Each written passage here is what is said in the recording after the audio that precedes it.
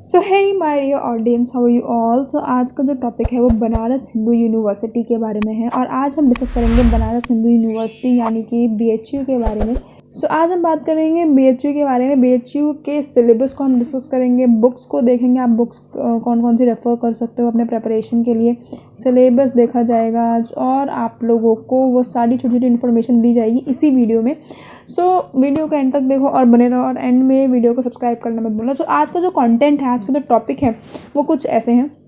सबसे पहले तो हम सब कुछ यूनिवर्सिटी के बारे में देखेंगे कि यूनिवर्सिटी मतलब कहाँ पर लोकेट करती है और जो बेसिक इन्फॉर्मेशन है वो देखेंगे। देन एलएलबी का जो उनका क्राइटेरिया है कि कौन सी एलिजिबिलिटी की मार्कर स्पेशली, वो मैंने ये सब इन्फॉर्मेशन बीएचयू के प्रोस्पेक्टर से लिया, तो आपको भी वो लिंक में दे दूँगी, आप भी वहाँ से पढ़ लीजिएगा।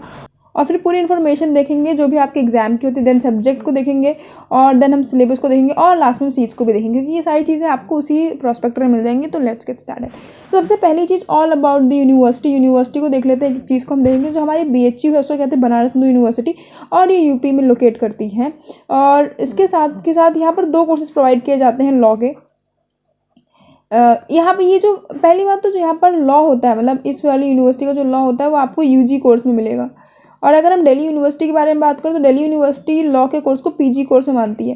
तो यहाँ पर एक छोटा सा डिफरेंस पड़ जाता है आप लोगों के लिए। और अगर हम यूजी कोर्स में बात करें तो यहाँ पर आपको एलएलबी और आपको बीएलएलबी, ये दोनों कोर्सेज मिलते हैं। एलएलबी जो कि आपका 5 ईयर का कोर्स होता है, सॉरी एलएलबी जो आपका 3 ईयर का कोर्स होता है और बीएलएलबी जो आपका 5 ईयर का कोर्स होता है।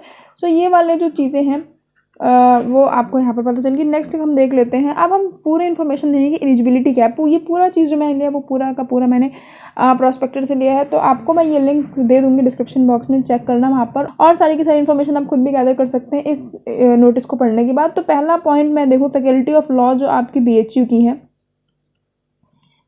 की है उसके बारे में। तो पहले तो हम देख लेते हैं प्रोफेशनल कोर्स में आता है ये जो LLB honour bachelor of laws, ठीक है। और यहाँ पर जो आपकी मतलब ये जो ड्यूरेशन है इस कोर्स का, यहाँ पर 6 सेमेस्टर का होता है और यहाँ पर 3 ईयर के आपके कोर्स है। ऑब्वियस बात है। और उसका जो कोड है वो 151। जब भी आप बीएचयू की एलएलबी का फॉर्म भरोगे तो उसका जो कोर्स का कोड होता है 151 ही होता है, ठीक है। सो ये चीज़ें तो आपको यहाँ पर ऊपर पता चल गई। अब हम अंदर देखते हैं कि पूरा जो इतना बड़ा पैरा है उसमें क्या लिखा हुआ है। तो अगर हम मिनिमम एलिजिबिलिटी रिक्वायरमेंट्स देखें बीएचयू एलएलबी की, तो वहाँ पर क्या क्या लिख रखा है पहले तो देखते हैं। BA, BSc, BCom, Shastri, at least 10+2+3 pattern, मतलब 10+2+3 पैटर्न का आपने कोर्स किया होना चाहिए। मतलब ये तो आपकी 12th होगी और 3 मतलब आपकी graduation. Securing the marks of 50%, अगर आप लोगों ने 50% मार्क्स सिक्योर कर रखे होंगे aggregate considering all the subject, जितने सब्जेक्ट आपके 3 ईयर में उसके अंदर, एक्सेप्ट दो subject only where the passing marks are required, मतलब वो सब्जेक्ट छोड़ो जहाँ पे सिर्फ पासिंग मार्क्स रिक्वायर्ड होते हैं, which are not contributed the total number of, मतलब आपके फाइनल डिग्री के जो मार्क्स होते हैं वहाँ पर वो नहीं उनको काउंट किया जाता। उनको छोड़कर जो आपके फाइनल डिग्री में मार्क्स लिखे होंगे 50% तक के होने चाहिए, ठीक है। 10+2+3 की डिग्री आपके पास होनी चाहिए, मतलब ग्रेजुएट होने चाहिए किसी भी रिकॉग्नाइज्ड यूनिवर्सिटी से, जो कि बार काउंसिल ऑफ इंडिया से उसको रिकॉग्नाइज किया गया हो और उससे आप एलएलबी में एडमिशन ले सके हो, ठीक है। कोर्स के लिए अगर आपको मार्क्स 50% है, ठीक है, और जो ऑल सब्जेक्ट्स में 3 ईयर और aggregate being the note as per the director of the bar council of India, the candidate who has obtained 10+2 और द ग्रेजुएशन और the post graduation throughout the open university system directly without having any basic qualification for the pursuing such studies are not eligible for the admission of law course. मतलब उन्होंने सीधे बोल रखा है कि अगर आप ओपन यूनिवर्सिटी से पढ़ाई करके आ रहे हो तो आप एलिजिबल नहीं हो यहाँ पर आप एडमिशन के लिए, लॉ के लिए, ठीक है। यहाँ पर उन्होंने सीधे इस बात को मेंशन कर रखा है। तो मिनिमम क्वालिफिकेशन हम देख लेते हैं। वैसे तो बोला 50% होनी चाहिए आपकी सिक्योर होनी चाहिए, बट अगर हम कैटेगरी वाइज देखें तो अगर आप जनरल कैटेगरी से हो तो आपको टोटल 50% चाहिए, उससे कम नहीं होना चाहिए जनरल कैटेगरी के लिए। और अगर आप ओबीसी तो 45, अगर आप एससी से हो तो 40 और एसटी से भी तब भी 40 चलेगा। तो एक बार मैं शॉर्ट में बता देती हूँ क्या लिखा हुआ है स्लाइड पर। तो पहले पॉइंट ये है कि आपको 10+2+3 की डिग्री आपके पास होनी चाहिए, जिसमें आपका ये 12th हो गया, ग्रेजुएशन हो गया। देन उसके बाद आप लोगों का जो भी मार्क्स होना चाहिए, मार्क्स जो होना चाहिए वो 50% होना चाहिए, ये भी बात बोलेगी। और यहाँ पर अगर हम कैटेगरी वाइज देखें तो जनरल की 50% ही होना चाहिए। अगर हम ओबीसी का देखें तो 45% रिक्वायर्ड है आप लोगों को, और एससी और एसटी वाले बच्चों के लिए 40% के मार्क्स चाहिए होता है। तो ये सब चीज़ें आपको यहाँ इस प्रोस्पेक्टर में लिखे हुए, आपके मार्क्स जो क्वालिफिकेशन है आपकी। देन कौन बच्चा इस यूनिवर्सिटी में एडमिशन नहीं ले सकता जिसने ओपन यूनिवर्सिटी से पढ़ाई की हो, ओपन यूनिवर्सिटी वाले यहाँ पर एडमिशन नहीं ले सकते हैं, ये चीज़ आप याद रखना। सो 10+2+3 वाले यहाँ पर आ सकते हैं। तो इतनी चीज़ें यहाँ पर लिखी हुई हैं, ये बहुत नॉर्मल था। उसके बाद हम देख लेते हैं, मैंने आपको पहले बता दी कि प्रोफेशनल कोर्सेज में 2 कोर्स हैं। यहाँ पर सीट्स के बारे में है, तो अगर आप LLB की सीट्स देखो तो मिनिमम तो नहीं बता रखी, पर मैक्सिमम ये है कि आप 286 सीट है यहाँ पर, ठीक है। कोर्स का कोड ये है। और अगर BLLB की बात करो तो मिनिमम ये लोग 37 स्टूडेंट्स का एडमिशन लेते हैं, और मैक्स जो होता है 74 का रेंट का कोड है। तो ये ठीक है, इसमें ऐसा कुछ नहीं, बट आप याद रखो क्योंकि अभी हम LLB की बात कर रहे हैं। LLB की बात कर रहे हैं तो 286 टोटल सीट है, अब तक जितनी भी आप लोगों ने बात समझी है, ठीक है। यहाँ पे काफ़ी सारे, मैंने भी कुछ वीडियो में 250 बोला है, बट 286 सीट्स हैं यहाँ पर। देन अगर हम एग्ज़ाम के बारे में बात करें, मेन एरिया आपका यही है, मेन आपको पूरा एग्ज़ाम का पैटर्न यहीं से मैं आपको बताऊँगी। तो अगर हम एग्ज़ाम की बात करें तो टाइमिंग जो है आपकी 120 मिनट्स की है, मतलब आप कह सकते हो 2 आवर। देन अगर हम मार्क्स को देखते हैं, टोटल मार्क्स कितने हैं, 600 मार्क्स का ये पेपर होता है। टोटल 150 क्वेश्चंस होते हैं। अगर आप एक राइट करोगे तो 4 मार्क्स मिलेंगे, एक रॉन्ग करोगे तो -1 मिलेंगे। और इस बार इसको NTA ने कंडक्ट कराया था, और बहुत ही बेकार रिस्पॉन्स था स्टूडेंट्स का, क्योंकि NTA ने बहुत ज़्यादा मैथ्स का पोर्शन डाल दिया था, which is not good. Then अब हम बात करते हैं मार्क्स के अकॉर्डिंग्स में, मार्क्स भी देख लेते हैं कैसे कैसे यहाँ पर मार्क्स की चेंज मतलब दिखता है। बट एक बात मैं आपको क्लियर कर दूँ, यहाँ पर सिर्फ एक ही ऐसा एरिया जिसके मार्क्स पहले से ही ऑलरेडी फिक्स्ड है, हिंदी और इंग्लिश, जो कि आप इनको इन दोनों में से कोई एक अटैम्प्ट करना होता है, और उसके टोटल 20 क्वेश्चन आते हैं। तो इसको आपको अटैम्प्ट करना होता है, ये आपका ये फिक्स मार्क्स है कि 20 क्वेश्चन आने ही आने हैं, ठीक है। अगर हम वैसे देखें तो लीगल और कॉन्स्टिट्यूशन की बात करते हैं, फर्स्ट लीगल और कॉन्स्टिट्यूशन की बात करते हैं तो अगेन 60 क्वेश्चन आते हैं, मतलब अप्रॉक्स की बात करें 50 to 60 क्वेश्चन आते हैं, ठीक है। 60 आप मैक्स मान सकते हो। उसके बाद रीजनिंग से 10 क्वेश्चन आते हैं, ये ज़्यादा भी हो सकता है क्योंकि BHU को रीजनिंग और मैथ से बहुत ज़्यादा प्यार है, ठीक है। उसके बाद मैथ से 25 क्वेश्चन आते हैं, जो कि मतलब इस बार तो आई गेस 40 या 45 प्लस थे इस बार। तो इस बार का पैटर्न थोड़ा चेंज हो गया, क्योंकि NTA ने इसको कंडक्ट कराया था, तो पूरा ही सिस्टम चेंज था। वैसे इन जनरल यही इसका होता है। और अगर करंट अफेयर और GK की बात करते हैं तो यहाँ पर आपके 35 क्वेश्चन आते हैं, मतलब करंट अफेयर एंड GK काफ़ी अच्छा रोल प्ले करता है। इसके लिए मैं आपको अभी बुक बताऊँ तो आप लूसेंट यूज़ करो इसके लिए। और अगर आप BHU क्रैक करना है तो लूसेंट आपको पढ़ना बहुत ज़रूरी है, ठीक है। अब आगे बुक्स को भी देखते रहेंगे। तो अगर कोर्स को हम डिटेल में देखें, तो अगर हम लीगल पॉइंट को देखें, लीगल में क्या क्या आता है, लीगल इन द सेंस कि जो लॉ के सब्जेक्ट्स में सबसे पहले तो कॉन्स्टिट्यूशन के लिए मैं कहीं पर भी अगर मैं आपको कहूँ तो आपसे बेयर एक्ट को पढ़ो, और अगर आपके पास टाइम है तो लक्ष्मीकांत पढ़ो, और अभी आपके पास वेल इनफ टाइम है तो आप लक्ष्मीकांत के साथ जा सकते हो। देन IPC से क्वेश्चन आते हैं, टॉर्ट से क्वेश्चन आते हैं, कॉन्ट्रैक्ट से क्वेश्चन आते हैं, फैमिली लॉ से क्वेश्चन आते हैं, और IPR से क्वेश्चन आते हैं। क्वेश्चन तो और भी काफ़ी टॉपिक से आते हैं, बट ये जो मेजर चंक जो कवर करता है वो यही है, ठीक है। सो अगर हम कॉन्स्टिट्यूशन को देखें तो कॉन्स्टिट्यूशन से कैसे कैसे क्वेश्चन आते हैं। अगर आप देखो, जो भी बच्चा DU के लिए कर रहा है वो आपके BHU के लिए ज़रूर जाएगा, ठीक है। और जो BHU के लिए कर रहा है वो DU के लिए ज़रूर जाएगा। मतलब ये दोनों, अगर आप 3 ईयर लॉ एंट्रेंस की तैयारी कर रहे हो तो ये दोनों ही जो एग्ज़ाम है वो देना चाहिए आप लोगों के, दोनों ही बहुत अच्छी यूनिवर्सिटीज़ है। वैसे मैं बताऊंगी कि 3 ईयर के लिए, वैसे मैंने ऑलरेडी बता रखा है, बट फिर मैं आपको एक बार फिर से बता दूंगी कि 3 ईयर और 5 ईयर वाले जो बच्चे हैं वो किस तरीके से कौन कौन से एग्जाम को कंसिडर करके फॉर्म भरें, जो इंपॉर्टेंट हो सकता है, ठीक है। देन अगर मैं आपको कॉन्स्टिट्यूशन की बात करूँ तो कॉन्स्टिट्यूशन में, क्योंकि इससे प्रेम्बल से पहले मेरे को काफ़ी सारी चीज़ें पढ़नी है, वो आपका पॉलिटी के सेक्शन में आएगा, ठीक है। पॉलिटी के सेक्शन को हम GK के अंदर कवर करते हैं, और BHU को GK बहुत पसंद है। तो GK वाले सेक्शन में मैं पॉलिटी को बताऊंगी, तो मैं पॉलिटी वाले पॉइंट बताऊंगी। अभी सिर्फ कॉन्स्टिट्यूशन को देखते हैं। तो कॉन्स्टिट्यूशन में आपको पढ़ना है प्रियम्बल में बहुत, मतलब प्रियम्बल एक बहुत मतलब ज़्यादा बड़ा टॉपिक नहीं होता। अगर आप टॉपिक पर देखो तो प्रियम्बल ज़्यादा बड़ा टॉपिक नहीं होता। आप मुश्किल से 1 या 1.5 घंटा देख के प्रियम्बल को खत्म कर सकते हो। बस इसके क्वेश्चन प्रैक्टिस आपको करते रहना। हर टॉपिक को करने के बाद क्वेश्चन प्रैक्टिस, हर टॉपिक को करने के बाद अगर आप देखो तो आपको क्वेश्चन प्रैक्टिस ज़रूर करना है। क्वेश्चन प्रैक्टिस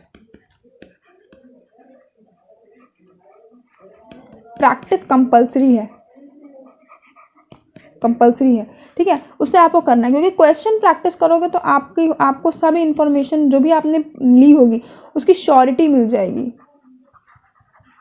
जाएगी, जिसको आपको लेना बहुत ही ज़रूरी है, ठीक है, बहुत इंपॉर्टेंट है। उसके बाद आप बहुत मेजर में जाएं तो आप यहाँ पर फंडामेंटल राइट को तो आप कर ही लेना। फंडामेंटल राइट तो मतलब ये 100% वाला टॉपिक है। इससे आपके 2 से 3 क्वेश्चन फंसते हैं, ठीक है। DPSP भी बहुत इंपॉर्टेंट टॉपिक है आप लोगों का। DPSP में आपका बहुत इंपॉर्टेंट टॉपिक है, इसके आप आर्टिकल्स देख लेना। फंडामेंटल ड्यूटीज़ भी उसी के साथ इंपॉर्टेंट टॉपिक पड़ता है। सिटीजनशिप मैंने ऊपर नीचे करके लिख दिया। सिटीजनशिप इससे इस बार तो करंट का सेक्शन भी चल रहा है, मतलब चल रहा था, तो इसलिए सिटीजनशिप बहुत इंपॉर्टेंट पड़ गया। देन प्रेसिडेंट, प्रेसिडेंट भी 100% वाला टॉपिक है, 100%। इससे भी आपके आई गेस 3 to 4 क्वेश्चन यहाँ से भी मिल जाते हैं, ठीक है। यूनियन भी अगेन इंपॉर्टेंट टॉपिक, यूनियन मतलब पार्ट 5, पार्ट 5 भी आपका बहुत इंपॉर्टेंट क्वेश्चन, बहुत इंपॉर्टेंट पार्ट पड़ जाता है, ठीक है। इसको भी आपको अच्छे से पढ़ना है। देखो इसके आर्टिकल में आपको किसी और वीडियो में जहाँ पर मैं जितनी भी आपकी पॉलिटी वाला पोर्शन है, वैसे तो मैंने ऑलरेडी कवर कर रखा है, बट आर्टिकल वाइज में आपको बताऊंगी और आर्टिकल को एक्सप्लेन भी करते चलूँगी, एक वीडियो जिसका मैं सेपरेट लेकर आऊँगी। आप लोगों के एग्जाम से बहुत पहले, अभी तो काफ़ी टाइम है आप लोगों के एग्जाम में, तो आप आराम से उसकी प्रिपरेशन करो। जुडिशरी के लिए भी आपको हाई कोर्ट और सुप्रीम कोर्ट ढंग से पढ़ना, जो कि यूनियन के पार्ट में आ जाएगा सुप्रीम कोर्ट, और हाई कोर्ट आपका स्टेट के पार्ट में आ जाएगी। जैसे आप यूनियन करोगे वैसे साथ साथ आप स्टेट भी करते रहना, ठीक है। और देन आपका constitutional body, constitutional and non constitutional body बहुत इंपॉर्टेंट है, ये बहुत इंपॉर्टेंट है। इससे कंपल्सरी तो नहीं कह सकते, बट हो सकता है कि 1-2 क्वेश्चन पूछ ले आपसे, ठीक है, इसीलिए। देन इमरजेंसी की हिस्ट्री भी आपको पता होना चाहिए कि कितनी बार इमरजेंसी लग चुकी है, कौन कौन से पॉइंट पे इमरजेंसी लगाई जाती है, अगर इमरजेंसी की हिस्ट्री में आप तक कोई चेंज आया है कि नहीं, 44th कॉन्स्टिट्यूशनल अमेंडमेंट के थ्रू इमरजेंसी में चेंज लाया गया था।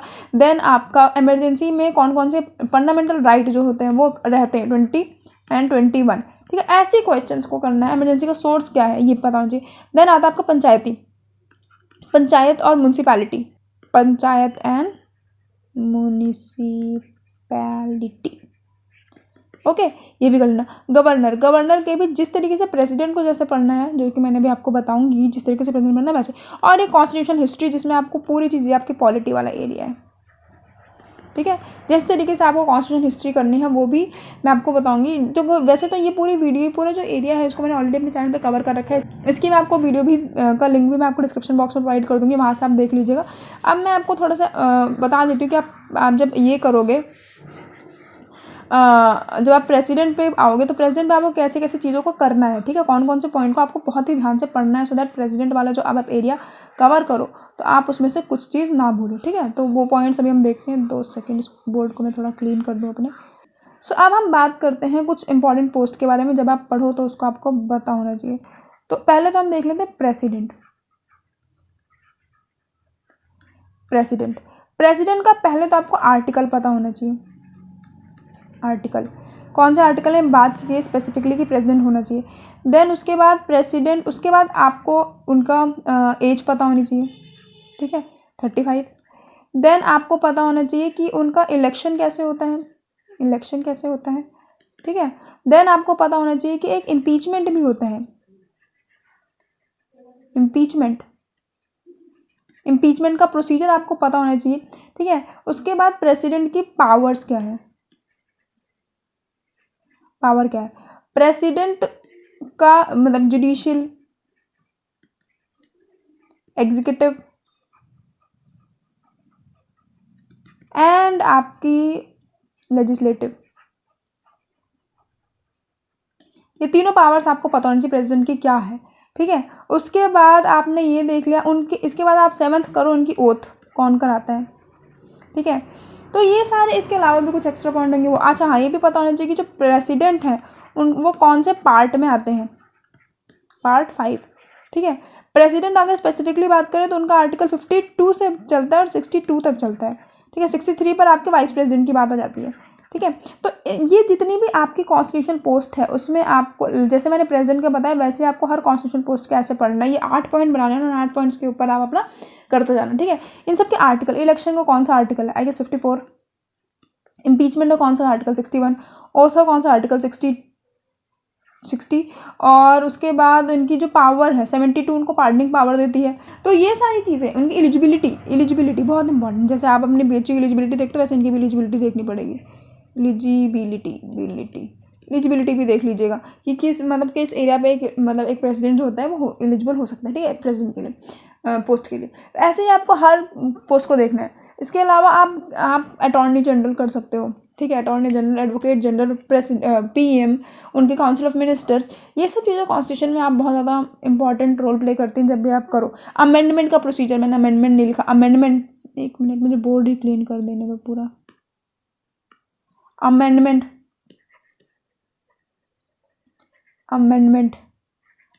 कर लेना। इलेक्शन पढ़ लो, इलेक्शन, ठीक है, ये सारी चीज़ें आपको पढ़ते हुए चलनी जब आप अपने कॉन्स्टिट्यूशन के एरिया को कवर करो। देन आते हैं आईपीसी पे। यहाँ पर हम आ जाते हैं लीगल पॉइंट पे। यहाँ पर आ जाते हैं लीगल पॉइंट पे। लीगल वाले एरिया में, लीगल में मैंने जैसे आपको बताया कि आपको 3 चीज़ें करनी है, आईपीसी, टॉर्ट, देन आपका कॉन्ट्रैक्ट। तो आईपीसी का देखो तो आईपीसी में कुछ ऐसे डेफिनेशन हैं जो आपको पता होनी चाहिए। कुछ डेफिनेशन आपको पता होनी चाहिए, जैसे कि क्राइम की, ऑफेंस की, और जितनी भी डेफिनेशन है वो। ठीक है, अबेटमेंट का सेक्शन याद करने की किसी को कोई ज़रूरत नहीं है, सेक्शन मत याद करो। तो अबेटमेंट, ठीक है। Then culpable, homicide and murder, इनके सेक्शन पढ़ लो, सेक्शन यहाँ पर सेक्शन कर लो, यहाँ पर करने कुछ सेक्शंस को पढ़ लो। ठीक है। Then theft, extortion, robbery, dacoity, defamation, then आपका जनरल एक्सेप्शन, नेग्लिजेंस, ये कुछ ऐसा टॉपिक है। और यहाँ पर प्रिंसिपल फैक्ट वाले क्वेश्चन कि जितनी प्रैक्टिस कर सकते हो उतनी प्रैक्टिस करो। ये मेरे से लिखा नहीं आ रहा है बोर्ड से। ठीक है। सो आप आईपीसी जब करोगे तो वैसे करना। अब आते हैं कॉन्ट्रैक्ट पे। कॉन्ट्रैक्ट, जब आप कॉन्ट्रैक्ट पढ़ोगे तो कॉन्ट्रैक्ट में आप कॉन्ट्रैक्ट की जितनी भी डेफिनेशन है उसको कवर करते हुए चलना, जैसे कि offer, acceptance, consideration, agreement, contract. ठीक है। देन टाइप्स ऑफ कॉन्ट्रैक्ट, जैसे कि आपका वॉइड कॉन्ट्रैक्ट जो मैंने यहाँ पर लिख रखा है, valid contract, void contract, voidable contract. ठीक है। ब्रीच ऑफ कॉन्ट्रैक्ट क्या होता है, प्री कंसेंट जो आपकी है, इसेंशियल 10 एसेंशियल होता है आपके कॉन्ट्रैक्ट के, वो सब आपको पता होने चाहिए। सेक्शंस पता हो चाहे ना, उसको मतलब नहीं। और अगेन यहाँ पर प्रिंसिपल फैक्ट के क्वेश्चन को जितनी प्रैक्टिस करोगे उतना ही परफेक्ट बनते जाओगे, इसीलिए करना ज़रूरी है। नेक्स्ट आते हैं आपके टॉर्ट पर। जब टॉर्ट करोगे तो टॉर्ट में भी आपको अगेन यहाँ पर कुछ टॉपिक जैसे कि जनरल डिफेंस, ठीक है, vicarious liability, strict liability, absolute liability, negligence, nuisance, और यहाँ पर भी आपका डेफेमेशन आएगा। ठीक है, डेफेमेशन तो यहाँ पर नहीं आएगा। तो ये सारी चीज़ें आपको करनी। डेफेमेशन में एक सिलेंडर होता है, एक लेबल होता है, एक इन्वेंडो होता है। ठीक है। तो ये सारी चीज़ें आपको पढ़ते हुए चलनी है और प्रैक्टिस करते हुए चलना है। देन आते हैं फैमिली लॉ। फैमिली लॉ जो है वो अगेन आपका हर एरिया में आएगा। फैमिली लॉ बहुत ज़रूरी, जैसे कि फैमिली लॉ में आप हिंदू लॉ करोगे और मुस्लिम लॉ करोगे। हिंदू लॉ जब करोगे तो उसमें आपको स्कूल्स पढ़ने, हिंदू लॉ के डेफिनेशन पता होनी चाहिए हिंदू की क्या होती है। एक जब वैलिड मैरिज की जाती है तो उसकी कंडीशंस क्या होते हैं, वैलिड और वॉइडेबल मैरिज पता होनी चाहिए, डिवोर्स क्या होते हैं, अडॉप्शन लॉ पढ़ लेना थोड़े से। ठीक है। फिर आप मुस्लिम लॉ में वही चीज़ से सोर्स पढ़ना, स्कूल ऑफ मुस्लिम लॉज पढ़ना, एसेंशियल ऑफ मुस्लिम मैरिजेस पढ़ना। देन डाइवोर्स का पूरा जो तलाक बिद्दत, तलाक सुन्नत, ये पढ़ लेना। ठीक है। तलाक हसन ये पता होना चाहिए आपको। गिफ्ट पता होना चाहिए, जिसको हिबा कहते हैं, खुला, मुबारक, ये सारी जो टर्म्स हैं ये सब आपको पता होनी चाहिए जब भी आप मुस्लिम लॉ के बारे में पढ़ो। मुस्लिम लॉ के ऊपर मैं एक सेपरेट वीडियोस लेकर आऊँगी, जैसे कि मैंने हिंदू लॉ के ऊपर भी लेकर आई हूँ, वैसे आपको मुस्लिम लॉ के ऊपर भी मिलेगा। तो हिंदू लॉ को अगर आप अभी स्टार्टिंग में पढ़ रहे हो और अगर आपको समझने के लिए पोर्शन में पढ़ना है, तब आप हिंदू लॉ की मेरी इन वीडियोज़ को कंसिडर कर सकते हो। और अपने एंड टाइम पर जब अपने पेपर के बहुत ज़्यादा करीब होगे तो उस टाइम में उन वीडियोज़ को देखा जा सकता है। बहुत छोटी वीडियोज़ हैं, बहुत ही अच्छे से एक्सप्लेन कर रखा है। और वैसे मैं आपको मुस्लिम लॉज के बारे में भी लेकर आऊँगी, तो आप उसकी टेंशन मत लो। यहाँ पर मुस्लिम लॉ में जब पढ़ोगे तो मेंटेनेंस जो है मुस्लिम लॉ का, उसको भी आपको पढ़ना पड़ेगा। ठीक है। तो ये सब चीज़ें मुस्लिम लॉ में बहुत इंपॉर्टेंट रोल प्ले करती हैं। देन आपका आता है आईपीआर, इंटेलेक्चुअल प्रॉपर्टी राइट्स। ये बहुत इंपॉर्टेंट है, जैसे कि आप इसमें पढ़ोगे copyright, patent, trademark, GI tax and design act. जब सबको पढ़ोगे तो इनके आप ईयर्स को भी देख लेना, कितने साल के लिए मिलते हैं। ठीक है। और आप कॉपीराइट किस में मिलता है, पेटेंट किस में मिलता है, ट्रेडमार्क क्या होता है, जीआई टैग क्या होता है, डिज़ाइन एक्ट क्या होता है, ये सब आपको पता होना चाहिए। तो वैसे आप ऐसे लीगल के सेक्शन को कवर करते हुए चलोगे। जब आप अपना इन सिलेबस को, अगर आप इन टॉपिक्स को नोट कर रहे हो तो साइड में जैसे कि मैंने यहाँ पर लिखा कॉपीराइट, लेट सपोज मैंने ऐसे लिखा तो यहाँ पर बना दो बॉक्स। देन आपने लिखा पेटेंट, बॉक्स बना दो। देन लिखो ट्रेडमार्क, बॉक्स बना दो। जब आप कॉपीराइट के सारे टॉपिक को पढ़ लोगे तब यहाँ पर लगाना टिक। लगाने से पहले आप एमसीक्यू को भी प्रैक्टिस कर लेना, फिर लगाना टिक, वो भी पेंसिल से। इसको फाइनल टिक आप तब लगाना जब आप बहुत ज़्यादा श्योर हो कि अब इससे अगर कोई क्वेश्चन आएगा तो नहीं छूटेगा, तब आप इस फाइनल टिक लगाना पेन वाला। ठीक है। अब आते हैं हम नेक्स्ट क्वेश्चन में, जो कि आपका करंट अफेयर है। करंट अफेयर कैसे कवर करना है? करंट अफेयर बहुत मेजर सेक्शन है अगर आप बीएचयू को क्लियर करना चाहते हो, करंट अफेयर। ठीक है। करंट अफेयर में कौन कौन से टॉपिक को आपको देखते हुए चलना है? आपको पढ़ना है नेशनल, जितनी भी न्यूज़ है, national news, international news, sports अच्छे से कर लेना, डिफेंस अच्छे से कर लेना, डिफेंस में कैसे मिसाइल्स जो हैं, सेटेलाइट्स जो हैं, ये सब आप करते हुए चलना। कौन सी एक्सरसाइज हुई है रिसेंट में, कौन से कंट्रीज के साथ हुई है, वो सब आपको पता होना चाहिए। देन आप अपॉइंटमेंट्स कर लो, किसकी रिसेंट में अपॉइंटमेंट हुई है, फिर आप साथ में डेथ भी करते चलो। कौन ऐसे मतलब कौन सी पर्सनैलिटी की भी डेथ हुई है, वो कौन से एरिया में काम करते थे, वो सब पता है। इंटरनेशनल ऑर्गेनाइजेशन में आपको बहुत सारी चीज़ें हैं, जैसे कि आप UN और जो इंटरनेशनल ऑर्गेनाइजेशन है वो सब आप इंडिया लिख देती हो यहाँ पर, अभी इंडिया भी नहीं है। तो जितनी भी आपके इंटरनेशनल ऑर्गेनाइजेशन हैं वो भी आप करते हुए चलना, ठीक है। देन अवार्ड्स में बहुत सारे अवार्ड्स पूछे जाते हैं, जैसे कि आपको नोबेल प्राइज़ पढ़ना है, आपको ओलंपिक्स पढ़ना है, और ओलंपिक्स तो स्पोर्ट्स में आ जाएगा, और आप जितने भी फिल्म पे मतलब नेशनल फिल्म अवार्ड होते हैं, ऑस्कर आपको पता होना चाहिए, और बाफ्टा अवार्ड के बारे में पता होना चाहिए, गोल्डन पिकॉक अवार्ड के बारे में पता होना चाहिए, जितने भी अवार्ड्स हैं, ठीक है। देन डेज से तो क्वेश्चन आते हैं, 100% वाला टॉपिक है। अच्छा हाँ, अवार्ड भी 100% वाला टॉपिक है, ठीक है, और डिफेंस वाला और स्पोर्ट्स भी 100% वाला टॉपिक है, और इंटरनेशनल ऑर्गेनाइजेशन वाला भी। देन आप रिपोर्ट्स तो करते हैं, रिपोर्ट्स के तो ऊपर बहुत ही अच्छे अच्छे क्वेश्चन बनते हैं, ठीक है। अब आते हैं स्टैटिक जी, जो भी आपका करंट में चल रहा है, करंट अफेयर के पॉइंट में जो भी चल रहा है वही से आपको स्टैटिक को कंबाइन करना और पढ़ते चलना है। एक कमिटी एंड कमीशन जब भी आप पढ़ोगे पॉलिटिकल सेक्शन में तो आपको मिलेगा, और भी काफ़ी सारी जगह पढ़ो। ज्योग्राफी देखो, जो आपका BHU है उसको स्टैटिक GK से बहुत ज़्यादा लगाव है, और इसको कवर करने के लिए सिर्फ आपके पास एक ही बुक है जो कि मार्केट में अवेलेबल है, जिसमें आपको पूरे पॉइंट्स मतलब फुल एक्सप्लेनेशन मिलेगा, और इसलिए आपको ल्यूसेंट पढ़ना बहुत ज़रूरी है। तो ल्यूसेंट को एक बार पढ़ लेना, सिर्फ इन्हीं टॉपिक्स को पढ़ना जिसमें आप ज्योग्राफी पढ़ लो, हिस्ट्री पढ़ लो। अच्छा, फर्स्ट और लास्ट सबसे लॉन्गेस्ट सर्वेंट कौन है, पहले विमेन कौन थी, पहले विमेन हाई कोर्ट की जज कौन थी, सुप्रीम कोर्ट की जज कौन थी, ठीक है, वो सब। साइंस के सेक्शन से भी क्वेश्चन पूछे जाते हैं, और पॉलिटी का तो आपको मैंने कॉन्स्टेंट में बता दिया। वो सब मैथ्स बहुत इंपॉर्टेंट एरिया है, मैथ्स बहुत इंपॉर्टेंट है। क्यों? क्योंकि मैथ से 35 क्वेश्चन के अप्रॉक्स आते हैं, और इस बार तो आई गेस 45+ क्वेश्चन थे मैथ से ही। तो मैथ्स बहुत अच्छा एरिया कवर करता है, जिसकी मैथ अच्छी है वो BHU को ले जाएगा, ठीक है। अब मैथ्स के लिए नंबर सिस्टम, आप HCF LCM कर सकते हो, टाइम एंड वर्क कंसिडरेशन, ठीक है। देन आपकी percentage, duration, proportion, compound interest and simple interest, then average, geometry वाले questions, speed and distance, profit and loss, ये सारे जो एरियाज हैं यहाँ पर अगर आप करते हो तो मैथ्स के लिए आपको बहुत अच्छा कवरेज मिलता है, ठीक है। और मैथ्स के जो प्रेपरेशन करने की मैं आपको आइडिया दूँ, तो अगर आप मैथ्स पढ़ रहे हो तो आप एटलीस्ट दिन भर अगर आप एक टॉपिक उठाते हो तो आप उसके कम से कम एक दिन में 50+ क्वेश्चन सॉल्व करो, और डेली हर नए टॉपिक उठाओ, और जिस तरीके से आपको अपना मैथ्स करना है वैसे करो, ठीक है। देन आते हैं लॉजिकल रीजनिंग में अगेन काफ़ी ज़्यादा क्वेश्चंस बनते हैं, जैसे कोडिंग डिकोडिंग से क्वेश्चन होता है, ब्लड रिलेशन से क्वेश्चन होता है, arrangement, direction, clock, calendar, odd one out, series, puzzles, shapes, और आपका एज प्रॉब्लम्स, ये सारे क्वेश्चन आपके रीजनिंग में आते हैं। इसकी भी प्रैक्टिस आपको करनी है, तो आप डेली दिन के 50 क्वेश्चन यहाँ से भी करते चलो। अगर आप यहाँ पर 100 भी करो, क्योंकि ज़्यादा टाइम नहीं लगता रीजनिंग के क्वेश्चन को सॉल्व करने में,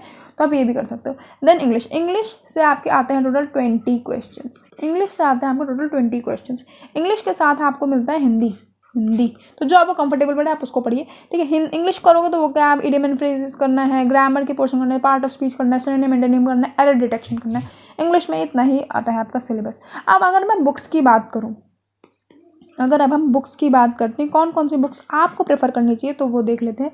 तो बुक्स मैं आपको बताऊँ, बुक्स अगर आप करना चाहो तो बुक्स इंग्लिश के लिए आप, अगर मैं वोकैब की बात करती हूँ तो नॉर्मन ल्यूइस की आती है आपकी एक book, word power made easy, ठीक है। अगर आप ग्रामर के सेक्शन के लेना चाहते हो तो रेनन एंड मार्टिन की ले सकते हो, तो ये सारी बुक्स आप ले सकते हो। और तो यहाँ पर आपको ये दो बुक मिल गई। लॉजिकल रीजनिंग के लिए आप RS अग्रवाल की बुक ले सकते हो लॉजिकल रीजनिंग के लिए। देन मैथ्स के लिए अगेन RS अग्रवाल की बुक मिल जाएगी, ठीक है, मैथ्स के लिए। देन आप, अच्छा अगर आप ये कर रहे हो लॉजिकल रीजनिंग की, तो verbal and non verbal reasoning की बुक आती है, वो लीजिएगा। स्टैटिक के लिए मैंने आपको बता ही दिया कि आपको ल्यूसेंट पढ़नी है, ठीक है। करंट अफेयर के लिए आप करो न्यूज़पेपर, और अगर मन करे तो मंथली मैगजीन को भी आप ले सकते हो, ठीक है। मंथली मैगजीन भी करते हुए चलना, ठीक है। ठीक है। IPR के लिए तो आपको नेट के ऊपर रहना है, फैमिली लॉ के लिए भी, टॉर्ट के लिए आप अच्छा, तो जितने भी आपके लीगल सेक्शन है, लीगल सेक्शन में आपको मैं बताऊं तो लीगल सेक्शन में आपके पास आते हैं सेल्फ गाइड्स। आप सेल्फ गाइड्स को देख सकते हो, ठीक है, जिसमें यूनिवर्सल, सिंगल्स और AP भारद्वाज की ये वाली स्पेशली लीगल के लिए है, ठीक है। तो आप यहाँ से कर सकते हो। वैसे सिंगल्स ले लो तो ज़्यादा बेटर है, और सॉरी AP यूनिवर्सल ले लो तो ज़्यादा बेटर है, तो ठीक रहेगा। कॉन्ट्रैक्ट भी आपको इससे कवर हो जाएगा, IPC भी। अगर मैं आपको कॉन्स्टिट्यूशन की बात करूँ तो आप करो bare act for better understanding of articles, better understanding of the article. और अगर आप पॉलिटी के सेक्शन से कवर करना चाहते हो तो आप करो लक्ष्मीकांत। ये जितनी भी बुक है इन सब का लिंक जो है आपको डिस्क्रिप्शन बॉक्स में मिल जाएगा, तो वहाँ से आप परचेज कर सकते हो इन बुक्स को, और अपने ऑफलाइन स्टोर में भी जाके ले सकते हो। सो होप आपको मैंने काफ़ी सारी चीज़ें इसमें कवर की हैं, ठीक है। हर एक एरिया को मैंने अपनी साइड से कवर करने की कोशिश की है। सीट्स को भी आपको पता चल गया, सिलेबस को भी डिस्कशन हो गई है, सब्जेक्ट्स भी देख लिए हैं, एग्ज़ाम को भी देख लिया है, एलिजिबिलिटी भी देख लिया। तो अगर आप अभी तक इस वीडियो में हो तो गाइस प्लीज़ सब्सक्राइब कर देना, बेल आइकन को प्लस कर देना, मतलब क्लिक कर देना, लाइक भी कर देना। सो ये सारे ये सब आपको करना है, और करना तो वैसे आपको पूरे वीडियो वाला ही काम है, बट यहाँ पर आप इतना कर सकते हो। So thank you very much. अगर आपको सब चीज़ें समझ आई हैं तो शेयर भी कर दो गाइस। सो बाय बाय।